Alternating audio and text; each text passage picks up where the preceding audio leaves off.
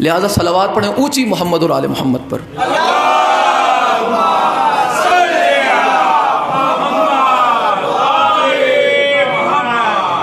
پچھلے جمعہ فدق کے جو ہے پہلے حصے میں آپ کی خدمت میں عرض کیا تھا کہ فدق یہ جو جاگیر ہے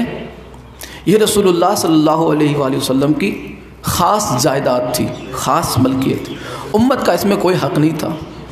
اس کے بعد آپ کو اہل سنت کی کتابوں سے یہ بھی بتایا گیا کہ رسول اللہ نے اپنی زندگی میں ہی وہ فدق سیدہ کو عطا فرما دیا، ٹھیک ہے۔ اس کے بعد سیدہ سلام اللہ علیہا نے اس حق کا مطالبہ کیا رسول اللہ کے دنیا سے جانے کے بعد، اور حضرت ابو بکر نے انکار کر دیا، یہ بھی اہل سنت کی کتابوں سے بتایا گیا۔ اس کے بعد یہ بھی کہ سیدہ سلام اللہ علیہا نے اس حق کا مطالبہ کیوں کیا تھا، کیونکہ قرآن میں نبیوں کے وارث ہوتے ہیں۔ حضرت ابو بکر قرآن سے ٹکراتی ہوئی روایت پیش کر رہے تھے اور سیدہ فاطمہ زہرا قرآن سے دلیل دے رہی تھی۔ تو اب یہ اصول ملا مولوی جو بھی چاہے یا جانتا ہو تب بتائے، نہیں جانتا تو وہ کسی سے پوچھ لے کہ قرآن سے ٹکراتی ہوئی روایتوں کا اس کی کیا حیثیت رہتی ہے۔ قرآن سے ٹکراتی ہوئی کوئی روایت، کوئی بات، اس کی کوئی حیثیت نہیں رہتی۔ قرآن حرف آخر ہے، اس کا آخری فیصلہ، جو قرآن میں فیصلہ آ گیا بات ختم ہو گئی۔ اب آگے آپ دیکھیں کہ ایک اعتراض ہوتا ہے، وہ سب سے بڑا اعتراض یہ ہے کہ سورہ بنی اسرائیل جو ہے یہ مکی سورہ ہے، اور فدق کا جو معاملہ ہے وہ 7 ہجری کا ہے، یعنی رسول اللہ کی مدنی زندگی کا۔ مکی زندگی میں سورہ بنی اسرائیل نازل ہوئی، اور مدنی زندگی میں وہ بھی مدنی زندگی کے 7ویں سال ہجری میں، 7 ہجری میں خیبر رسول اللہ کے قبضے میں آیا، اور اس کے بعد فدق کی جاگیر رسول اللہ کے قبضے میں آئی، ٹھیک ہے۔ یہاں پہ کہتے ہیں کہ یہ بات مانی ہی نہیں جا سکتی، اور یہاں پہ جن کا یہ قول پیش کرتے ہیں وہ ابن کثیر کا قول پیش کرتے ہیں۔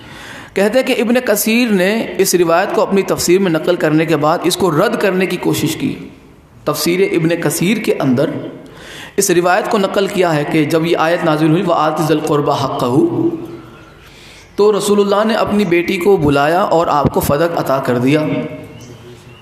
اس کے بعد ابن کثیر لکھتے ہیں کہ اگر اس کی سند صحیح بھی ہو تب بھی مانا نہیں جا سکتا اسے، کیونکہ سورہ بنی اسرائیل مکی زندگی میں نازل ہوئی سورہ، اور فدق جو ہے مدنی زندگی میں رسول اللہ کی ملکیت میں آیا۔ تو یہ تو ممکن ہی نہیں کہ ہو مکی زندگی کی سورہ اور فدق مدینے میں رسول اللہ کو ملا، تو یہ تو میچ ہی نہیں ہو سکتا۔ سند صحیح بھی ہو تب بھی کہتے ہیں کہ یہ مانا نہیں جا سکتا۔ تو اب یہاں پہ دیکھیں، اس کا جواب یہ ہے کہ اہل سنت کے امام ہیں امام طاہر ابن عاشور، امام طاہر ابن عاشور اپنی تفسیر تحریر التنویر کے اندر جلد نمبر 15 بالکل شروع میں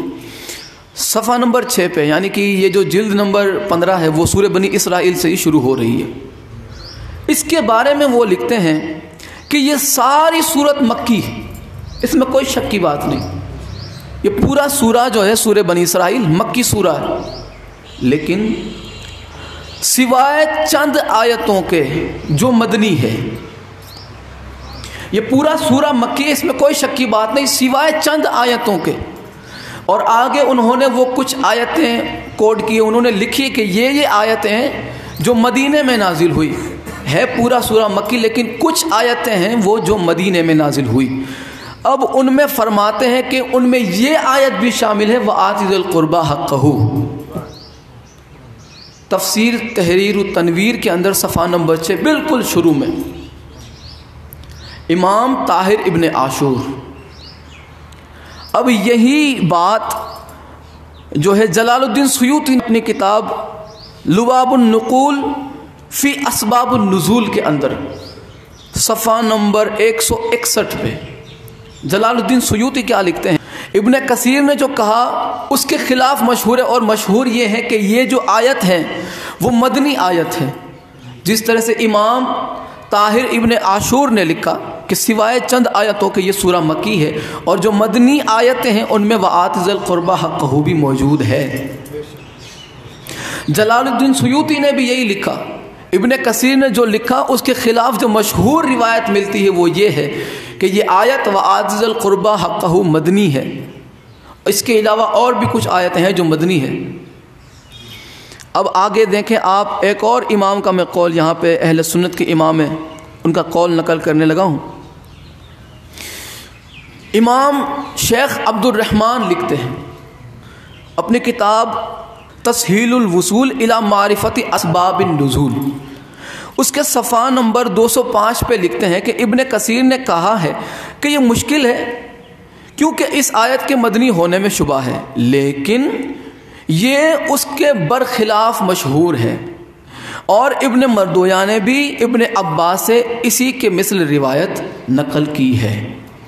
پتہ چلا کہ سورہ بنی اسرائیل جو ہے بے شک وہ مکی سورہ ہے، لیکن سوائے چند آیتوں کے جن میں وآت ذی القربى حقہ بھی موجود ہے۔ ہاں اب جس نے ڈھکوسلے کرنے ہیں وہ کریں، جنہیں نہیں ماننا وہ تو آپ چاہے زمین آسمان ایک کر دیں، وہ نہیں ماننے والے۔ لیکن ہماری طرف سے جو وضاحت آپ کی خدمت میں پیش کی جا رہی ہے وہ کسی کو جو ہے جلانے کے لیے نہیں، ہاں مومنین کے دل کی تسلی کے لیے، کیونکہ انہیں سوالات کیے جاتے ہیں کہ یہ تو ہو ہی نہیں سکتا، شروع ہی یہیں سے کرتے ہیں وہ لوگ کہ یہ تو ہے مکی سورہ اور یہ مدینے کی بات ہے۔ یہ سورہ مکی بے شک ہے، لیکن وآت ذی القربى حقہ سمیت اور بھی کچھ آیتیں ہیں جو مدنی ہے۔ پتہ چلا کہ رسول اللہ نے، اسی لیے جلال الدین سیوطی نے اپنی تفسیر در منصور کے اندر یہ لکھا، اور اسباب النزول کے اندر بھی، دونوں کتابیں جلال الدین سیوطی کی، یہ آیت لے کے آئے اور اس کی تشریح میں آپ نے لکھا کہ رسول اللہ نے ابو سعید خدری سے روایت نقل کی کہ رسول اللہ نے یہ آیت نازل ہونے کے بعد، فدق آپ کی ملکیت میں آ جانے کے بعد آیت نازل ہوئی وآت ذی القربى حقہ، کہ قرابت دار کو اس کا حق دے دو۔ تو رسول اللہ نے صلی اللہ علیہ وآلہ وسلم نے اپنی شہزادی فاطمہ زہرا سلام اللہ علیہا کو بلایا اور فدق کی جاگیر آپ کو عطا کر دی، بحکم خدا یہ میں تمہیں سونپتا ہوں۔ صلوات بھیجے محمد اور آل محمد۔